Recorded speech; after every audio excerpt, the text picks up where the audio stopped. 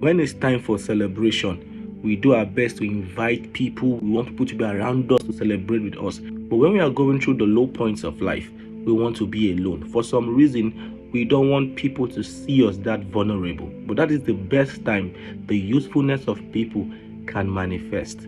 God has not called us to walk this life alone. When God says, I will never leave you nor forsake you, one of the ways God does this is through the gift of men. So the Bible says in the book of 2 Corinthians chapter 7 from 5 to 7. This is Paul speaking. He said, God who encourages those who are heartbroken and downcasted sent us Titus as a form of encouragement. So Paul began to show us something here, that one of the greatest gifts we can ever have is the gift of men. And so even in the tough times, Paul was comforted, he was encouraged the moment he saw another foot soldier coming to help them through their battles. The gift of men is very important and we must not take it for granted. That particular verse that we read, 2 Corinthians chapter 7, when you go to 7, look at what Paul said. Paul said, I am also encouraged that you comforted Titus. That means Titus too needed comfort,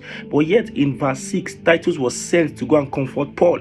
So Titus too had his own battles, but nevertheless, he was sent to comfort Paul in his own battles. This is how life is. Many around us wish they can do more, but they can't do more because they are fighting their own battles too. They need help too, but nevertheless, they are right here with you, making sure that you don't give up, making sure that you don't feel alone. And one of the weapons of the devil is isolation. He loves to isolate people so that whenever they are going through their battles, they will feel nobody cares, and this will worsen their emotional breakdown. But when you have people around you telling you don't give up, there is still life, there is still hope, we can come out of this, it is a great light to our soul. And just in case you are among those that love isolation, you can't survive for long like that.